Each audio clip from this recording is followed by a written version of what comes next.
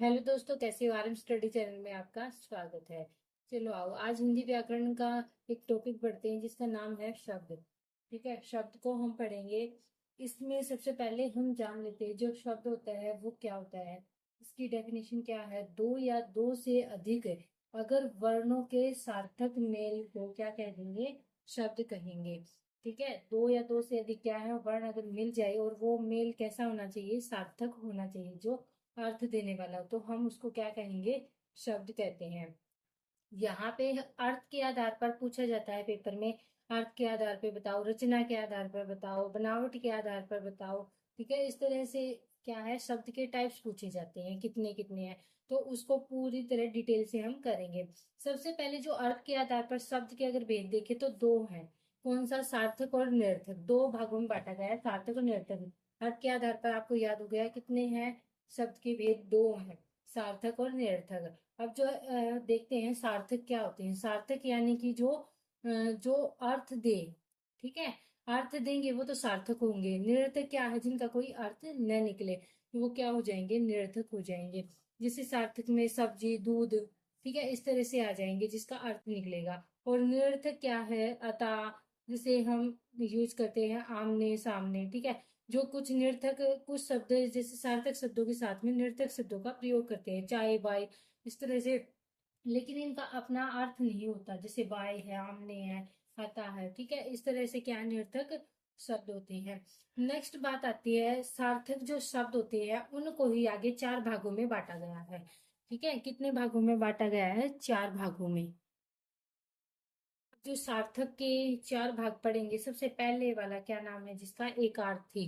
ठीक है, यहाँ से हम नाम से ही इसका अर्थ निकालेंगे, एक अर्थ वाला। ठीक है, एक जो अर्थ देंगे उसको क्या बोलेंगे? एकार्थी बोलेंगे।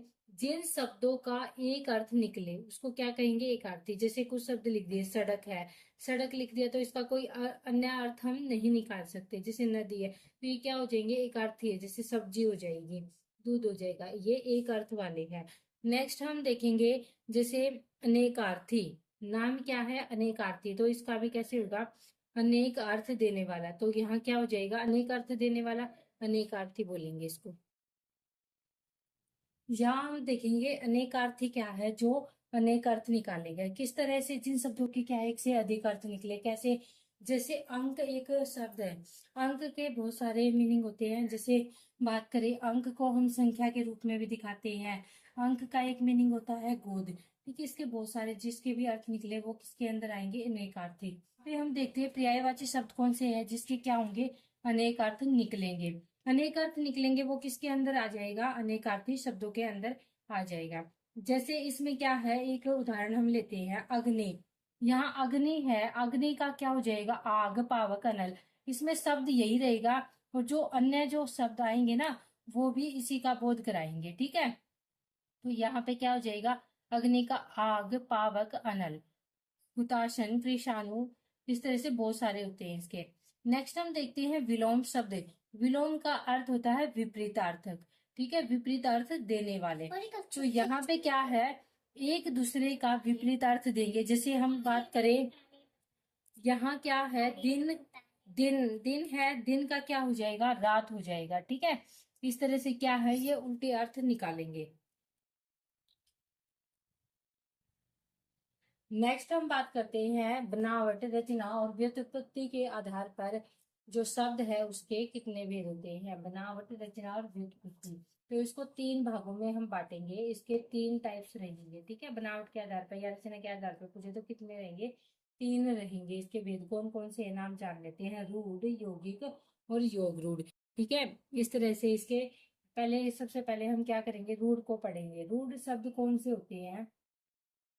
जिन शब्दों के सार्थक हम खंड नहीं कर सकते, उसके हम सार्थक टुकड़े नहीं कर सकते, उनको क्या, कौन से शब्द बोलेंगे? रूढ़ शब्द। जैसे घर है, घर को अगर घ और र अगर अलग अलग हम करें, टुकड़े करें, तो इसका अर्थ नहीं निकलेगा। ठीक है, अगर इनको मिलाया जाए घर, तो इसका अर्थ निकलेगा। लेकिन घ और र अगर अलग अलग किए जाए तो इनका अर्थ नहीं निकलेगा। इसलिए हम कह सकते हैं क्या है, इसके सार्थक टुकड़े नहीं कर सकते हम। जैसे तालाब है, घर है, इस तरह से रूढ़ शब्दों के एग्जाम्पल है। नेक्स्ट हम बात करते हैं यौगिक शब्द कौन से होते हैं।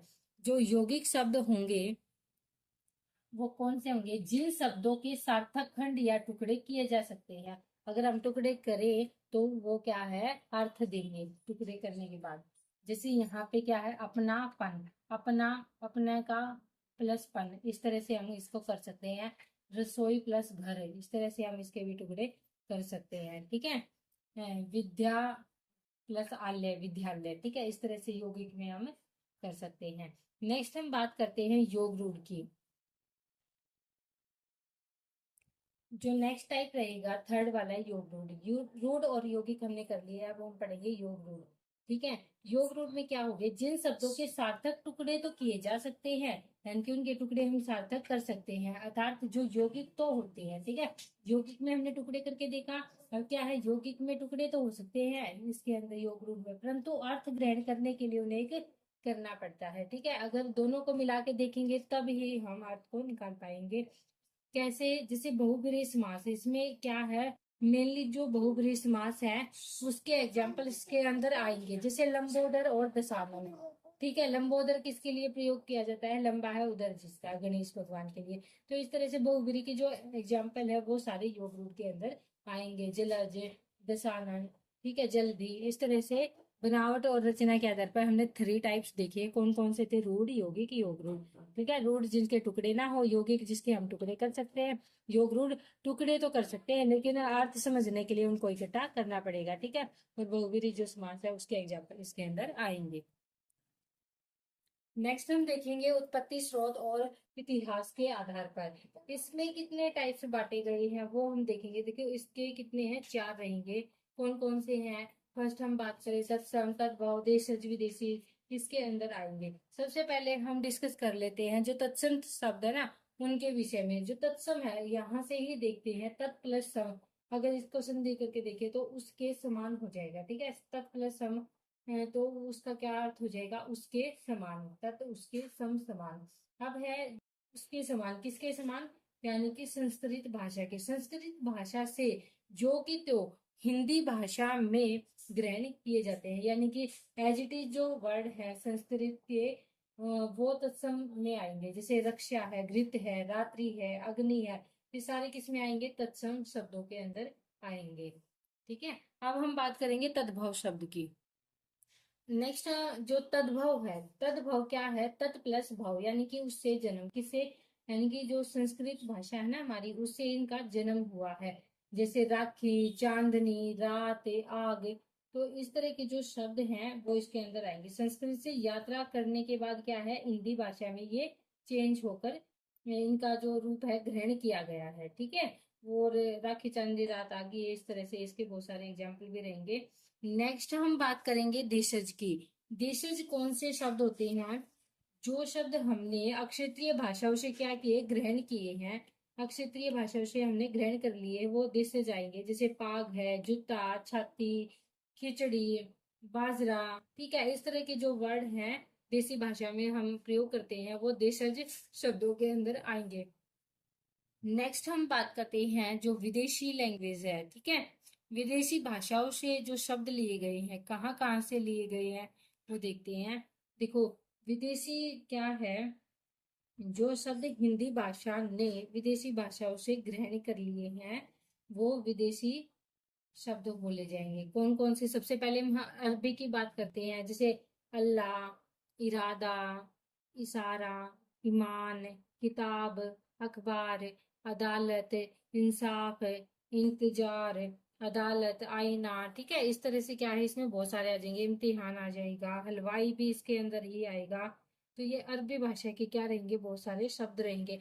नेक्स्ट हम बात कर देंगे जो फारसी भाषा है। फारसी भाषा में कौन कौन से आएंगे, एक औरत जो शब्द है ना, औरत और कानून है, वो भी किस में, अरबी भाषा, अरबी जो भाषा है उसके अंदर आएंगे। ओके, नेक्स्ट हम बात करते हैं फारसी की।